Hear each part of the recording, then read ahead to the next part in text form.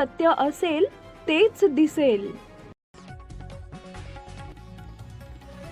सोलापुरातील दोन दिग्गज, दोघांचंही आपापल्या भागात प्रचंड मोठं प्रस्थ, दोघांनाही चकाकतं वलय, दोघांनीही स्वतःची वाट स्वतःच निर्माण केलेली, दोघांनीही शून्यापासून सुरुवात करून यशाचं अत्युच्च शिखर गाठलेलं, दोघांनाही जनाधार, दोघांच्याही दोन वाटा, दोघंही एकमेकांच्या वाटेतला काटा, दोघांनीही संधी मिळताच एकमेकांची वाट अडवलेली, दोघांची तोंड दोन दिशेला झालेली, पण दोघांचा समाज एक, दोघांचं दैवत एक, दोघंही आमदार, दोघांचा पक्षही एकच, दोघांचा नेताही एकच, दोघांचं श्रद्धास्थानही एकच, दोघंही नतमस्तक होतात तेही एकाच ठिकाणी, आणि दोघंही एकत्रच एकाच दिवशी एकाच वेळी एकत्र एकाच ठिकाणी आले.